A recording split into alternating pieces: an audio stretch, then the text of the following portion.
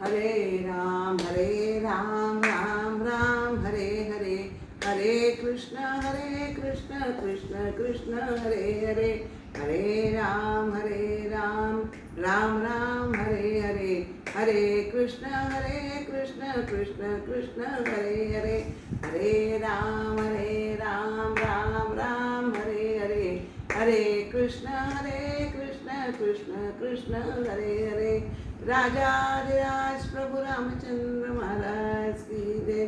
अनंत कोटि ब्रह्मांड नायक राजाधिराज योगिराज श्री गुरु समर्थ रामदास स्वामी महाराज की जय। अनंत कोटि ब्रह्मांड नायक राजाधिराज योगिराज श्री गुरु अक्कलकोट निवासी स्वामी समर्थ महाराज की जय। अनंत कोटि ब्रह्मांड नायक राजाधिराज सच्चिदानंद सद्गुरु श्री ब्रह्म चैतन्य स्वामी महाराज की जय।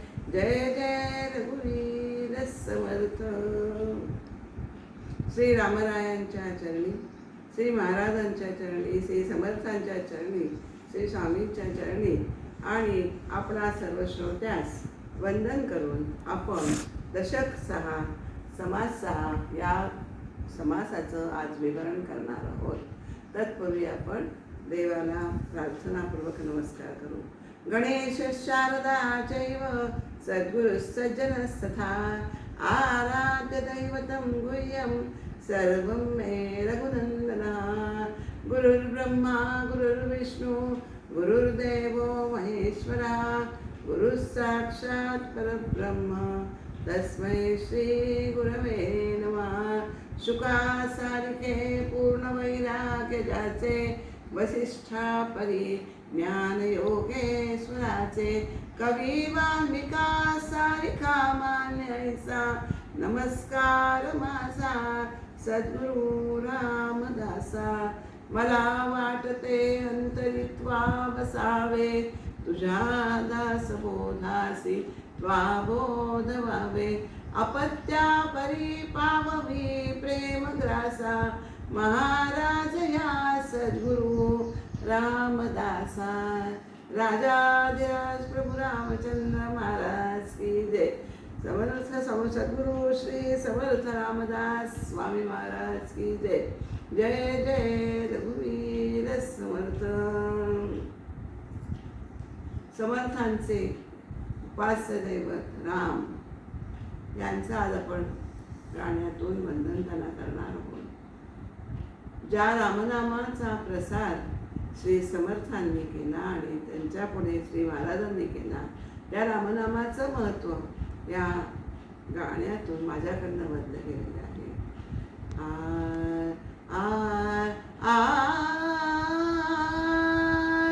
राम नाम रे वदता वाचे, राम नाम रे वदता वाचे, सार्थक होई नरदेहाचे, सार्थक होई नरदेहाचे। राम नाम रे वदता वाचे, राम नामी रंगुनी जाता नाही कसली भवभय चिंता। राम असे एकच त्राता, जाणून घ्या नाम राम प्रभूंचे।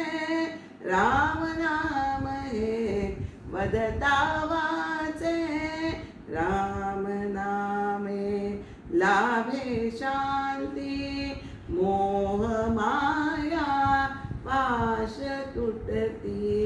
राम से नित सांगाती, सत्य से त्रिवार साचे। राम नाम हे वदता वाचे, राम नामी गोडी द्यावी, आस इतुकी मम पुरवावी। शकुन रामा म्हणून विनवी, दावी रूप मज अंतरीचे। राम नाम हे वदता वाचे सार्थक होई नरदेहाचे राम नाम हे वदता वाचे राम नाम हे राम नाम हे राम नाम हे वदता वाचे. राजाधिराज प्रभू रामचंद्र महाराज की जय. सद्गुरु श्री समर्थ रामदास स्वामी महाराज की जय. गेला समास आपण बघितला तो माया ब्रह्म निरूपणाचा आहे. यामध्ये आपल्या सगळ्यांना एक गोष्ट अशी लक्षात येते, सहज लक्षात येण्यासारखी आहे की ती म्हणजे मायेचे आहेपणाचे गुण नाहीपणाने ब्रह्माला लावलेले आहेत. माया जशी आहे तसं ब्रह्म नाही असं आपल्याला गेल्या समासात आपण पाहिलेलं आहे. याचं कारण काय आहे? या जगामध्ये जाणते लोक आणि नेणते लोक अशा लोकांचा भरणा या जगामध्ये आहे. जाणते पुरुष म्हणजे कोण? तर आत्मज्ञानी जे असतात ना त्यांना जाणते म्हणायचं पुरुष म्हणतात. आणि नेणते पुरुष म्हणजे जे मायाज्ञानी आहेत, जे मायेचं त्यांना ज्ञान आहे त्यांना म्हणायचं नेणते पुरुष. आणि यांच्यामध्ये फरक काय आहे? तर आत्मज्ञानी पुरुषांना ब्रह्म हे साक्षात अनुभवास येते, तर अज्ञानी पुरुषांनाच म्हणजे मायाज्ञानी पुरुषांना माया ही प्रत्यक्ष प्रचितीस येत असते. समर्थांनी या समासामध्ये ज्ञानी आणि अज्ञानी या दोघांचीही विश्वाकडे बघण्याची वृत्ती कशी आहे, दृष्टी कशी आहे, तो दृष्टिकोन या समासात स्पष्ट केलेला आहे. संत हे परब्रह्माला महत्त्व देतात, तर अज्ञानी पुरुष सामान्य लोक हे दृश्याला प्राधान्य देतात. या दोघींचा दोघांचाही समन्वय जो घालतो ना तो खरा होय असं आपल्याला या समासातनं सांगितलेलं आहे. आपण जरी ब्रह्माचं असं आपल्याला वाटतं हे दृश्यरूप जगत अज्ञानी लोकांना जरी खरं वाटत असलं ना तरी ते तसे नाही आहे. ब्रह्माला या दृश्य स्वरूपाच्या दृश्याचा स्पर्शच होऊ शकत नाही. त्यामुळे हे सगळे जरी खरं असलं तरी जेव्हा ज्ञानी पुरुष हा अज्ञानी पुरुषाला जेव्हा ब्रह्म कसं आहे हे सांगत असतो ना तेव्हा तो ब्रह्माचं वर्णन कसं करतो तर या समासात आपल्याला ब्रह्म कसं आहे तर एक एक तो मायेत सांगू लागतो. ते मायेचे एक एक लक्षण घेऊन तो ब्रह्म कसं आहे हे सांगतो. ते लक्षण ब्रह्माच्या ठिकाणी नाही असं आत्मज्ञानी पुरुष अज्ञानी लोकांना मायाज्ञानी लोकांना हे सांगत असतात. म्हणून ब्रह्म कसे आहे तर ब्रह्म हे अरूप आहे, ब्रह्म हे अनाम आहे, अलक्ष्य आहे, अपार आहे, प्रत्यक्ष अप्रत्यक्ष आहे, निर्विकार निराकार निर्गुण, नंतर निरुपाधिक आहे, अविनाशी आहे, अव्यक्त आहे, अकर्ता आहे, अशी कित्येक ब्रह्माची विशेषणं आपल्याला सांगता येतं. आणि अद्वैत तिथे आहे आपल्याला असं सांगायला लागतं. या समासामध्ये जगत हे मिथ्या आहे हे वारंवार पटवून देण्याचा प्रयत्न आपल्याला समर्थांनी लोकांना कटावं म्हणून वारंवार पटवून देतात की जगत हे मिथ्या आहे असं आपल्याला दिसून येतं. मिथ्या म्हणजे काय तर खरं आणि खोट्याचं मिश्रण याला मिथ्या असं म्हणतात. ज्ञानाला हे जगत आहे ना ते परमात्मा स्वरूप असते दिसते, तर अज्ञानाला ते जगत दृश्य स्वरूपात दिसते.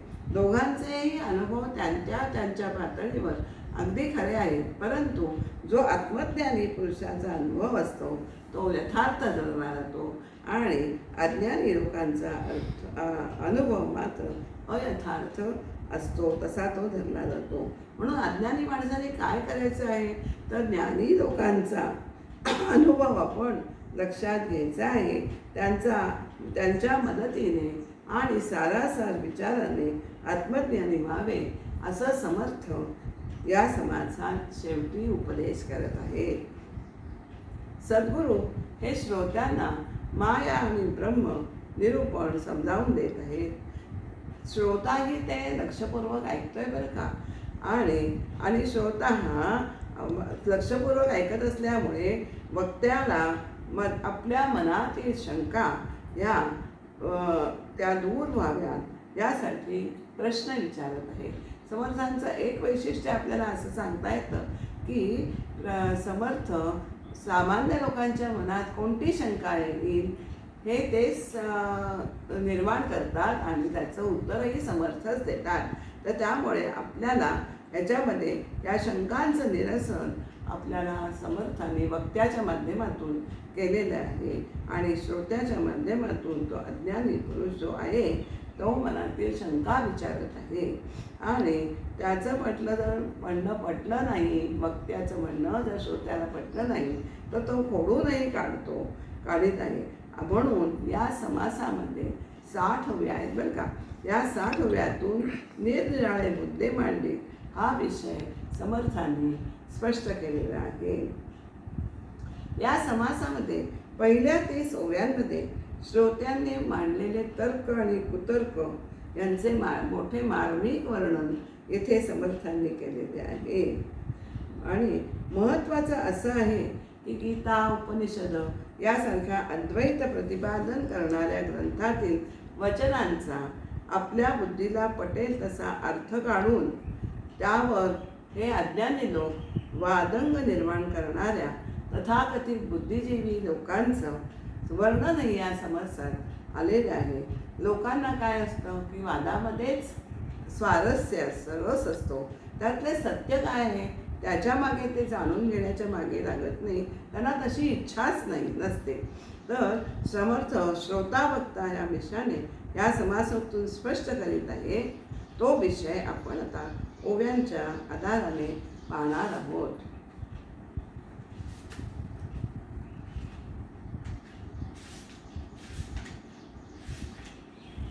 आता पहिल्याच ओळीमध्ये समर्थांनी काय म्हटलेलं आहे? सृष्टीपूर्वी ब्रह्म असे, तेथे सृष्टी मुळीच नसे. आता सृष्टी दिसत असे, ते सत्य की मिथ्या. विश्व निर्माण होण्यापूर्वी आधी ब्रह्मच असते, त्यामध्ये विश्वाचा मागमूसही नसतो ब्रह्माच्या ठिकाणी. पण आता आपल्याला सृष्टी दृश्य विश्व आपल्याला त्यामध्ये विश्व दिसत आहे, सृष्टी दिसत आहे. मग ते सत्य आहे की मिथ्या आहे, खरे का खोटे, हे तुम्ही स्वामी आम्हाला सांगा, कारण तुम्ही सर्वज्ञ आहात असं आपल्याला श्रोता वक्त्याला असं सांगतोय. तुम्ही माझी शंका फेडा असंही आपल्याला विनवणी करतोय. तुम्ही सर्वज्ञ गोसावी, माझी अशंका फेडावी, ऐसा श्रोता विनवी वक्तयासी. आता ऐका प्रश्नोत्तर, कथेसी भावे तत्पर, वक्ता सर्वज्ञ उदार बोलता झाला. वक्ता काय म्हणतोय आता आपण याचं उत्तर बघायचं आहे. आणि असा उदार आणि सर्वज्ञ वक्ता आपल्याला आता सांगतायत. काय सांगतायत? आता पुढे आता आपल्याला मगाशी म्हटलं तसं गीतेतील वचनांचा समर्थांनी म्हणतात तसं आपल्याला आधार दिलेला आहे. जीवभूत सनातन ऐसे गीतेचे वचन, येणे वाक्ये सत्यपण सृष्टीस आले. कुठला श्लोक आहे? ममैवांशो जीवलोके जीवभूत सनातन. असं गीतेमध्ये भगवान अर्जुनाला सांगतायत. जीवभूत सनातन म्हणजे या सृष्टीतील प्रत्येक जीवात माझा अंश आहे असं भगवान सांगतायत. या वचनाच्या नुसार काय झालंय की सत्यपणा, सृष्टीला सत्यपणा आलेला आहे. आणि यदृष्टम तद्नष्टम येणे वाक्यसृष्टी मिथ्यापणे सत्य मिथ्या ऐसे कोणी निवडावे. असा जो श्रुतींचा सिद्धांत आहे की यदृष्टम तद्नष्टम, जे जे आपल्याला दिसते ते नष्ट होते, नाशणार आहे. तर मिथ्या म्हणो तरी दिसे आणि सत्य म्हणो तरी नासे. सत्य म्हटलं तर ते नाशणार आहे आणि मिथ्या म्हणताय तरी आपण दिसतंय. तर सत्य आणि मिथ्या जे कसं आहे ते आम्हाला तुम्ही समजावून सांगाल का? वाक्य सृष्टीला या नष्ट होणार आहे म्हटल्यावर ह्या वाक्याने सृष्टी ही नष्ट मिथ्या आहे असं ठरतं. मग सत्य काय आणि मिथ्या काय आम्हाला कसं निवडायचं यातनं ते तुम्ही आम्हाला सांगावे. आता समर्थ असं म्हणतात की सृष्टीमध्ये जो आपण विषय मगाशी थोडासा घेतला होता की सृष्टीमध्ये बहुजन अज्ञान आणि सज्ञान मनोनिया समाधान होत नाही. या सृष्टीमध्ये अज्ञानी लोक आणि सज्ञानी म्हणजे आत्मज्ञानी लोक आणि मायाज्ञानी लोक जे असतात त्या लोकांच्या मतामध्ये अर्थातच मतभिन्नता आहे. कारण अज्ञानाला जे म्हणणं त्याचं असतं ते ज्ञानाला पटत नाही आणि ज्ञानाचं म्हणणं असतं ज्ञानी लोकांचं ते अज्ञानी लोकांना पटत नाही. त्यामुळे अर्थातच कोणाचं त्याच्यामुळे काय खरं काय खोटं हे कळत नसल्यामुळे समाधान त्याच्यामुळे प्राप्त होत नाही. आता ऐका, आता अज्ञानी काय म्हणते बघा. ऐका अज्ञानाचे मत, सृष्टी आहे ते शाश्वत, देव धर्म तीर्थव्रत सत्यचे आहे. अज्ञानी म्हणतो सृष्टी ही सगळी दिसते आपल्याला डोळ्यांना, तर ती शाश्वत आहे आणि त्यामुळे देव धर्म तीर्थ व्रत हे त्यामुळे ह्या सृष्टी सत्य असल्यामुळे शाश्वत असल्यामुळे हे पण सत्यच ठरतं. तेव्हा सर्वज्ञांचा राजा म्हणजे ज्ञानी लोक काय म्हणतो की मूर्खस्य प्रतिमा पूजा ब्रह्मप्रलयाच्या पैजा घालू पाहे. मूर्खस्य प्रतिमा पूजा म्हणजे मूर्ख आणि अज्ञानी लोक असतात ना त्यांच्यासाठी मूर्तीपूजा असते. या विश्वाचा हृदय झाला तरी ते तसेच्या तसे शिल्लक राहते, ते शाश्वत ब्रह्म असते. आणि त्याला जो स्वानुभव आलेला असतो ना त्या ज्ञानाच्या जोरावर तो पैज मारण्यास तयार होतो. ज्ञानी लोक, ज्ञानी जो असतो पुरुष तो पैज मारण्याला तयार होतो. तब बोले तो अज्ञान तरी का करीसी संध्या स्नान. म्हणजे त्याचे प्रश्न हे मायेतले आहेत. अज्ञानी पुरुषाचे प्रश्न आहेत ते मायेतले आहेत. काय म्हणतो तो अज्ञानी, काय म्हणतो, जर हे सगळं खोटं असेल, शाश्वत नाही आहे, तर मग तू संध्यास्नान का करतोस किंवा गुरुभजन करणं तीर्थाटन करणं कशासाठी फिरायचं. जर सगळं शाश्वतच नाही अशाश्वत आहे तर कशाकरता फिरायचं. याच्यासाठी एक छान श्लोक दिलेला आहे बरं का. तीर्थे तीर्थे निर्मलम ब्रह्मवृंदम वृंदे वृंदे तत्वचिंतानुवादः वादे वादे जायते तत्वबोधा बोधे बोधे भासते चंद्रसूडः. श्लोकाचा अर्थ आपल्याला असं सांगतंय, निरनिराळ्या तीर्थक्षेत्री पवित्र ब्राह्मणांचे समुदाय असतात. त्या समुदायांमध्ये काय चालतं तर तत्वज्ञानाविषयीची चर्चा चालते. तत्वज्ञानाच्या जे प्रश्न असतात त्याच्याविषयी चर्चा चाललेली असते आणि त्या चर्चेमधूनच आत्मस्वरूपाचं स्वरूप आपलं आत्म्याचं स्वरूप हे निश्चित होत असतं. त्यामुळे आणि त्या निश्चयातूनच भगवंताला शंकराचे ज्ञान प्राप्त होते. आपल्याला जर ज्ञान प्राप्त करून घ्यायचं असेल तर आपल्याला तीर्थक्षेत्री जाणं गरजेचं आहे. त्या समुदायात चाललेल्या चर्चेचं आपल्याला चर्चा ती ऐकणं हे महत्त्वाचं आहे की ज्यामुळे आपल्याला आत्म्याचं स्वरूप हे काय त्यामुळेच हे निश्चित करता येतं. आणि त्यामुळेच आपल्याला शंकराचं ज्ञान चूडामणी म्हणजे चंद्रचूडा म्हणजे शंकर त्याचं ज्ञान आपल्याला प्राप्त होत असतं. आता आपल्याला पुढचं काय आहे, चंद्रचूडाचे वचन सद्गुरूचे उपासन गुरु गीता निरूपण बोलिले हरे. शंकरांनी काय केलेलं आहे तर शंकर काय म्हणतात, शंकरांनी गुरुगीता सांगितलेली आहे. शंकरांनी पार्वतीला ही गुरुगीता सांगितलेली आहे. तर त्याच्यामध्ये गुरुसी कैसे भजावे आधी दयासी ओळखावे त्याचे समाधान घ्यावे विवेके स्वये. गुरुला कसं भजावं तर त्याच्या आधी त्याने सद्गुरूंना ओळखायचे आहे आणि ओळखल्यानंतरच त्याला शोधायचं आहे ओळखायचं आहे आणि त्याच्यापाशी आत्मज्ञानाने मिळणारं समाधान असतं.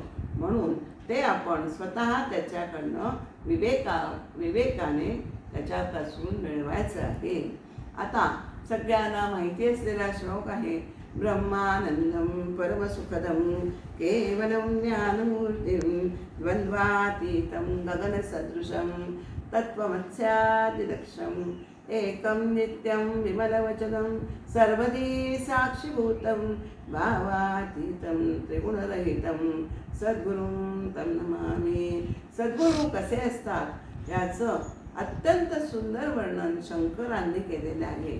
जो सदैव ब्रह्मानंद सेवत असतो, तो सगळ्यांना सुख देणारा असतो, केवळ आणि केवळ तो ज्ञानाची मूर्ती असतो, द्वंद्वातीत असतो. सुख दुःख द्वंद्व जे आहे त्याच्या तो पलीकडे असतो. गगनसदृशम त्याचं अंतःकरण, तो आकाशासारखा तो निर्मळही असतो, त्याचं अंतःकरण विशाल असतं. तत्त्वमस्यादिलक्ष्यम तत्त्वमसी हे ज्ञान त्याला झालेलं असतं आणि तो आपल्या शिष्यांना की हे ज्ञान तो देत असतो. नंतर या अनुभवापर्यंत पोचलेला असतो आणि केवळ तो एकरूप नित्य निर्मल, एकम नित्यम नित्य निर्मल विमलम अचल, म्हणजे त्याची वृत्ती कधीही चळत नाही. सर्वधी साक्षीभूतम आणि सगळ्यांच्या साक्षी रूपाने सगळ्यांच्या अंतःकरणात वास करत असतो. भावातीतम त्याच्या ठिकाणी कल्पनाच नसते, तो मानवी कल्पनेच्या पलीकडे असतो.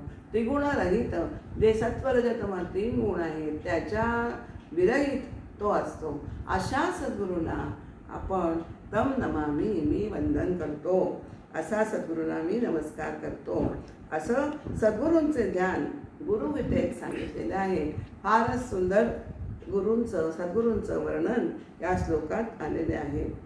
हा शंकराने पार्वतीला आपण मगाशी बघितलं ही गीता सांगितलेली आहे गुरुगीता.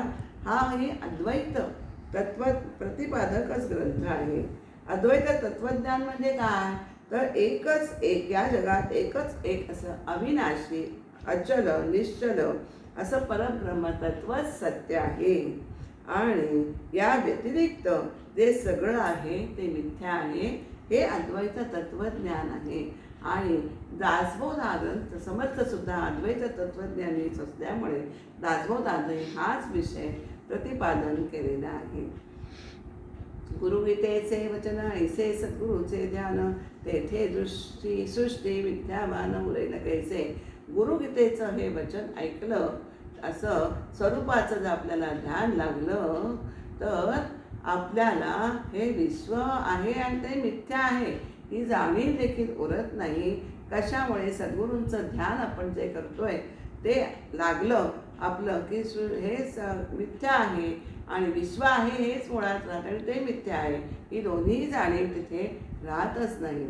ऐसा सज्ञान बोलला सद्गुरू तो ओळखला, सृष्टी मिथ्या ऐसा केला निश्चितार्थ. असं सज्ञानी जो आहे तो म्हणतो की असा आपण गुरु शोधावा, सद्गुरू शोधावा, त्यांना ओळखावं, म्हणजे त्याच्या संगतीने त्याच्या उपदेशाने हे विश्व मिथ्या आहे असा निश्चित अर्थ आपल्या हृदयात ठसतो. त्याच्यावर अज्ञानी म्हणजे श्रोता जो आत्ताचा ह्याच्यात आहे तो काय म्हणतो, श्रोता ऐसे न म्हणी कदा आधीच उठिला विवादा म्हणे कैसा रे गोविंदा ज्ञान म्हणसी. म्हणजे त्याला असं वाटतं की तुम्ही श्रीकृष्णाला तुम्ही अज्ञानी कसं म्हणता, असा तो वाद घालायला लागतो. कारण त्याला तो त्याचं जाण्याचं म्हणणं हे पटत नसतं. आता बघा काय म्हटलंय आपण मगाशी, आपण ही ओळ बघितलेली आहे. जीवभूत सनातन ऐसे गीतेचे विचन तयासी तू अज्ञान म्हणतोसी कैसा. आपल्याला जीवभूत सनातन आपल्याला ऐसे गीतेचे वचन येणे वाक्ये सत्यपणा सृष्टीस आले, असं आपण मगाशी ती ओवी बघितलेली आहे. या संसारात जे जीवरूप जे काही आहे ते अनादि, तो माझाच अनादिसिद्ध अंश आहे असं गीतेचे वचन श्लोक आपण मगाशी बघितला की ते माझं वचन आहे. आणि असं सांगणाऱ्या श्रीकृष्णाला गोपाळाला तू अज्ञानी कसा म्हणतोस. ऐसा श्रोता आक्षेप करी विषाद मानिल्या अंतरी याचे प्रश्नोत्तर चतुरी सावध परिसावे. असा श्रोता आक्षेप करतो, मनामध्ये त्याला दुःख होतं. या आक्षेपाचे उत्तर चतुर श्रोत्यांनी लक्ष देऊन ऐकावं असं समर्थ आपल्याला ते सांगतात. गीतेस बोलिला गोविंद त्याचा नकळे तुझ भेद, म्हणून या व्यर्थ खेद वाहतोसी. गीतेमधलं वचन आहे आपण बघितलं. आपण गीतेमध्ये कृष्ण जे काही बोलला त्याचा तुला अर्थच कळलेला नाही आहे, म्हणून तू असं विनाकारण दुःख करून बसतोयस, असं इथे आपल्याला जो ज्ञानी आहे तो बोलतो.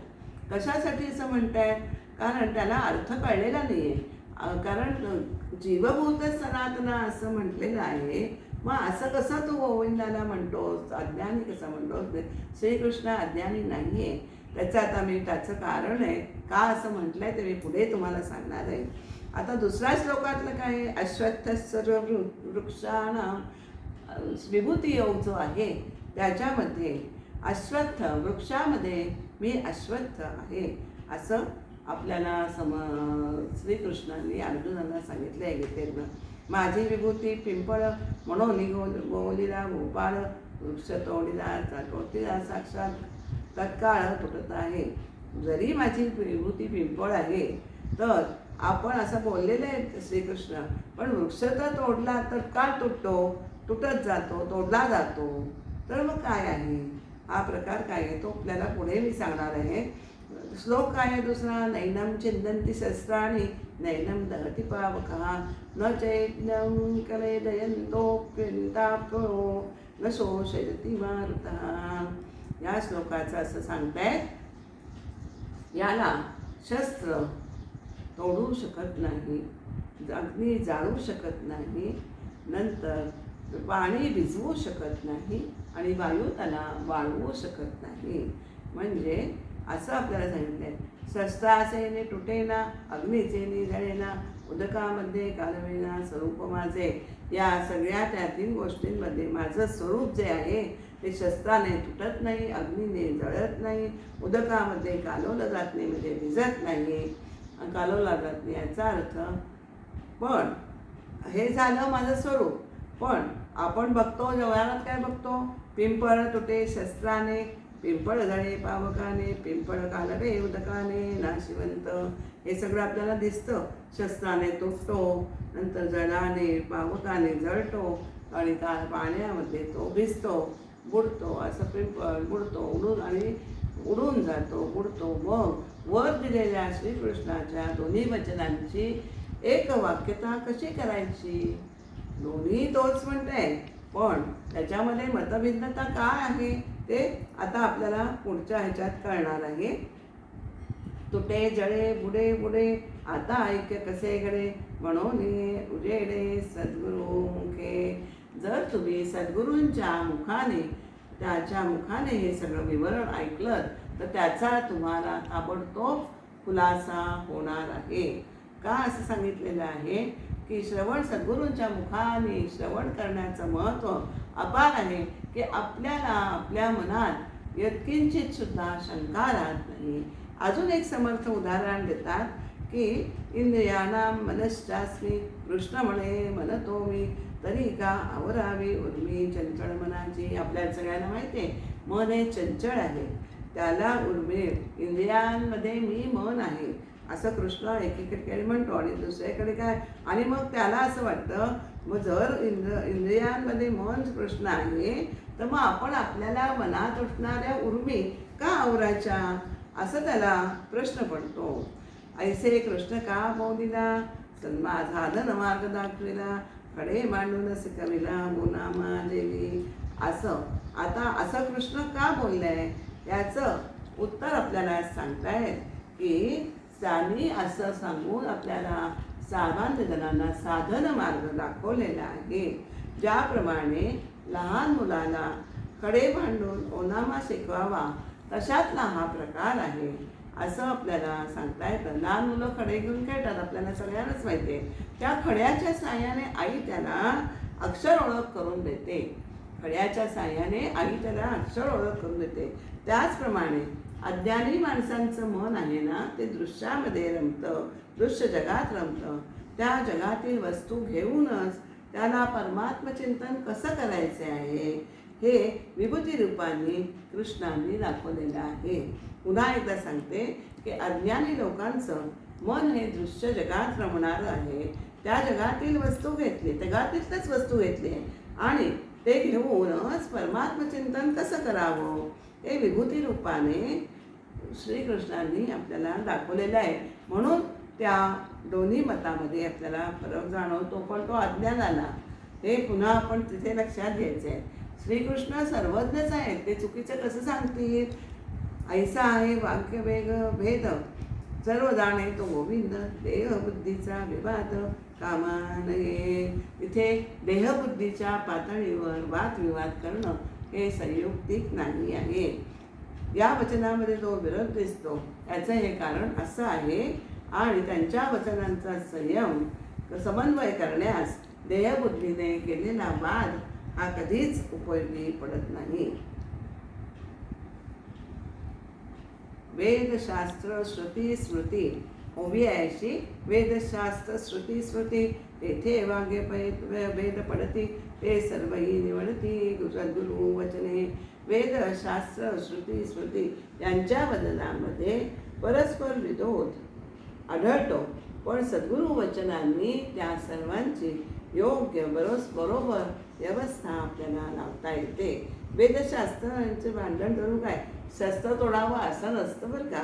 वेदशास्त्रांचे भांडण शस्त्रे तोडी सहा कोण, पण ते भांडण कोणीही मिटवू शकत नाही.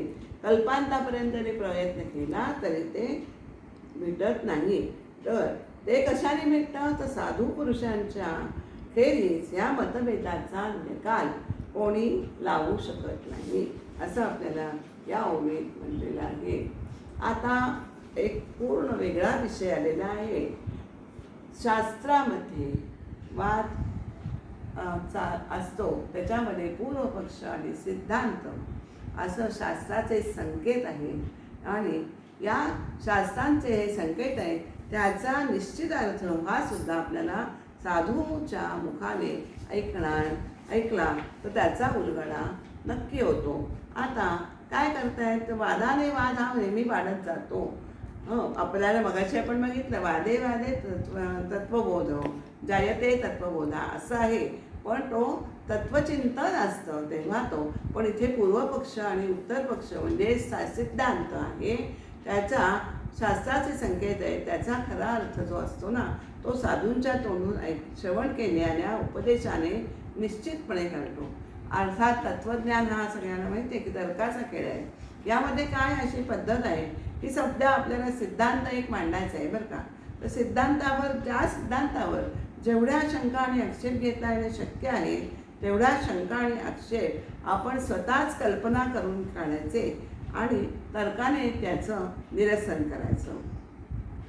जे आक्षेप असतात आणि शंका असतात त्याला पूर्वपक्ष म्हणतात आणि त्यांच्या निरसनाला उत्तर पक्ष किंवा सिद्धांत असं म्हणतात. असं आपल्याला दिसतं. शेवट काय होतं, सगळ्या शंका ज्या असतात त्या सिद्धांताला फेडाव्या लागतात. बरेच वेळा असा हा प्रकार शेवटच राहत नाही असं आपल्याला दिसून येतं. आणि वादाविवादामध्ये काय होतं, एकाहून एक वरचढ शंका या निघत जातात आणि एकाहून एक अशी उत्तरं दिली जातात आणि असे पूर्वपक्ष आणि उत्तर पक्ष वेदशास्त्रांमध्ये अनेक पक्के भरलेले आहेत की ते सांगू म्हटलं तरी आपल्याला सांगता येत नाही. म्हणून आपण वादविवादाच्या नादी लागायचंच नाही आहे. वादविवाद सोडून संवाद करायचे आहे.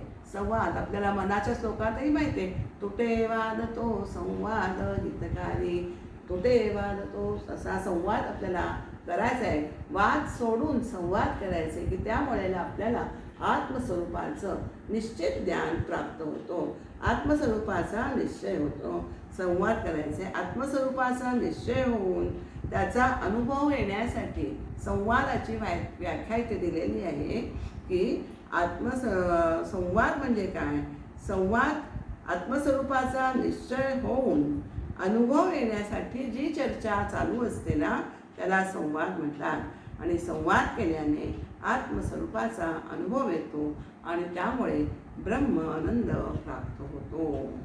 आता आपल्याला हा आपल्याला ब्रह्मानंद अनुभवायचा आहे.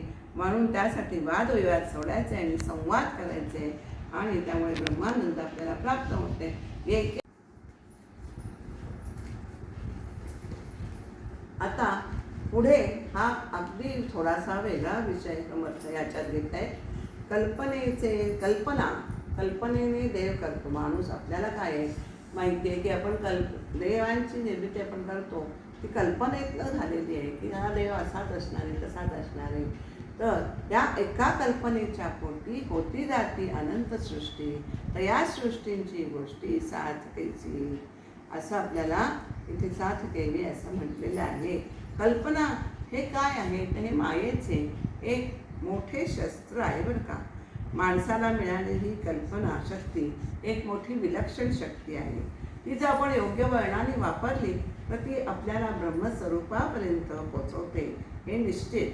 पण तिलाच जर अयोग्य वळण लागलं ना तर ती नाना भ्रम निर्माण करते, नाना प्रकारचे भ्रमाचे प्रकार निर्माण करते. ते समर्थ असे दाखवतात आपल्याला की देवाच्या बाबतीत सुद्धा माणूस अगदी भ्रामक कल्पना करतो, असं हे आपल्याला पुढील ओव्यातनं समर्थांनी दाखवलेलं आहे. आणि त्यामुळे त्याला आत्मस्वरूपाचं दर्शन होत नाही आणि खरा परमार्थ हा त्याला साधत नाही. काय आहे तर मूळ ब्रह्म कसं आहे, शुद्ध आहे आणि निर्गुण आहे. त्या ब्रह्मस्वरूपातच मध्येच मी एक आहे तो अनेक भाव, म्हणजेच एकोहम बहुश्याम ही एक अशीच कल्पना निर्माण झाली बरं का. पण तिच्या पोटी अनंत विश्वे निर्माण होतात आणि जातात. म्हणजेच एकोहम बहुश्याम या कल्पनेच्या पोटी अनेक विश्व येतात आणि जातात. पण त्या परब्रह्म स्वरूपात मात्र काही फरक पडत नाही. त्यामुळे त्या विनश्व मुळातच केवळ कल्पनेचाच पाया असलेल्या विश्वांना खरेपणा असणं शक्यच नाही. कल्पनेचा पाया असलेल्या विश्वाला खरेपणा असणं शक्यच नाही आहे. तर देव कसे खरे असतील त्यातली अज्ञानी माणसाने बनवलेला सगुण देव हा कल्पनेने तयार केलेला असतो. समजा एखाद्याने एक देव तयार करून घेतला आणि त्याच्यावर मनापासून श्रद्धा ठेवली तर काय होतं, त्या देवाला जर काही अपाय झाला किंवा तर त्याला मनाला भक्ताला अत्यंत दुःख होते, मनापासून दुःख होते. त्यामुळे तोच देव समजा दगडाचा देव केला तर तो एके दिवशी खूप बंगला फुटला तर भक्त इतका दुःखी होतो की तो त्याला दुःख हे अनावर होतं आणि तो जमिनीवर पडून रडतो, आक्रोश करतो, असं आपल्याला दाखवलेलं आहे. कल्पनेचा केला देव तेथे झाला दृढभाव, देवाला येता केव भक्त दुःखे दुखावला. देवाला जर तशा कल्पनेने निर्माण केलेल्या देवाला जर काही अपाय झाला तर तो अत्यंत दुःखी कष्टी होतो. पाषाणाचा देव केला तर एके दिवशी तो भंगून गेला, फुटला तर तो इतका दुःखावला जातो की रडून पडून तो आक्रंदन करतो. किंवा एखाद्या घरी देव हरपला, घरातल्या घरात देवाची हरपला, मिळाला नाही कारण कोणी चोरून नेला किंवा दुराचारी लोकांनी तो तोडला फोडला तर त्याला तो अत्यंत तसाच त्याला दुःख होऊन जातं. कोणी देवाला भ्रष्ट करतात, जापणीला एक देव जापणीला एक देव उदकी टाकला, तर कोणी पाण्यात बुडवला देवाला तर त्याचं असं होतं की देव घेऊन घातला पायात आणि कोणी पायाखाली तोडवला तर त्याला अत्यंत दुःख होतो. आणि मग त्याला काय वाटतं की कोणी दुष्ट माणसे तीर्थस्थानं उद्ध्वस्त करतात तेव्हा लोक काय म्हणतात की या तीर्थाचा महिमा इतका होता, इतकं काय सांगावं की अपरंपार महिमा होता, पण या दृष्टाने त्याचं उद्ध्वस्त केलं. पूर्वी हे स्थान अत्यंत जागृत होतं पण आता ते बल त्याचं ती शक्ती कुठे गेली हे आपल्याला कळत नाही, त्याचा आपल्याला काही कळत नाही. तर एक देव कोण करतो, सोनार तयार करतो, एक देव ओतारी तयार करतो, एक देव पाथरवट म्हणजे दगडाचे देव असतात ते पाथरवट तयार करतात, सोन्याचे देव असतात ते सुवर्णकार तयार करतात, सोनार तयार करतात. नर्मदा आणि गंडकी तरी तर इतके देव लक्षावरी पडलेले आहेत की चक्रांकित आपल्याला सगळ्या ते दगडांवर चक्रांकितच देव असं सगळं दिसतात. तर जक्षावरी देव पडले असतात. असंख्य दगड मोठे मोजता येणंच शक्य नाही इतकं देव तिथे असतात. चक्रतीर्थी चक्रांकित देव असती असंख्यात नाही म्हणे निस्तार्थ एक देव. त्यामुळे एक देव असं निश्चित असले देव खरे की खोटे जाणावे असं आपल्याला निश्चय करता येत नाही. कारण आता काय काय बघा, बाण तांदळे हे आपल्याला सगळ्याला माहिती आहे. बाण तांदळे ताम्र नाणे स्फटिक देवारा पुजणे ऐसे देव कोण जाणे खरे की खोटे. त्याच्यामध्ये सुद्धा बाण असतात, तांदळे आपल्याला सगळ्यांना देवा तांब्याची नाणी स्फटिकाचे देव वगैरे आपल्याला आपण देव म्हणून पूजा करतो देवालयात. पण असले देव खोटे का खरे? अर्थातच ते दृश्य विश्वातले आहेत म्हणजे ते खोटे आहेत असंच समजलं पाहिजे. देव रेसिमाचा केला तोही तुटून गेला आता नेवा नेवधरला कृतिकेचा. रेशमाचा आपल्याला म्हणते रेशमाचा तंतू आपण बांधतो हातामध्ये, तो देव केला पण तो तंतू आहे तो तुटणारच. आता त्याने नवीन काय केला की मृत्तिकेचा मातीचा देव करायचा. असे देव आमचा देव बहु सत्य आम्हा आकांती पावत पूर्ण करे मनोरथ सर्व काळ. आणि आमचाच देव हा खरा आहे, तो आम्हाला संकटकाळी पावतो आणि आमच्या इच्छा तो सफळ करतो असा लोक गैरसमज करून घेतात. आमचा देव अगदी खरा आहे. आता याचे सत्व गेले प्राप्त होते ते झाले, प्राप्त नवचे पालटले ईश्वराचे ने. आता याचं सत्वच कमी झालेलं आहे. तर त्यामुळे आता त्याची आपल्याला प्रचिती येत नाही, ते शक्तीहीन झाले. म्हणून आमच्या नशिबाचे होतं ना ते घडणारच असते, ते ईश्वराला देखील बदलता येत नाही असं ते म्हणून मोकळे होतात. धातू पाषाण मृत्तिका चित्रले बघा कोणते कोणते देव आहेत बघा. धातूचे देव असतात, पाषाणाचे देव, मृत्तिकेचे देव, चित्रलेप म्हणजे काय तर चित्रलेप म्हणजे त्याच्यामध्ये धातू दगड माती चित्रे लाकूड यांच्यामध्ये ते देव आपल्याला दिसतात घडवलेले. धातूचे देव आपण बघतोच, दगड माती चित्र लाकूड यांच्यामध्ये देव कसा असेल. तेथे मूर्ख देव कैसा मूर्खा भ्रांती पडली. तुला भ्रांती पडलेली आहे की हे देव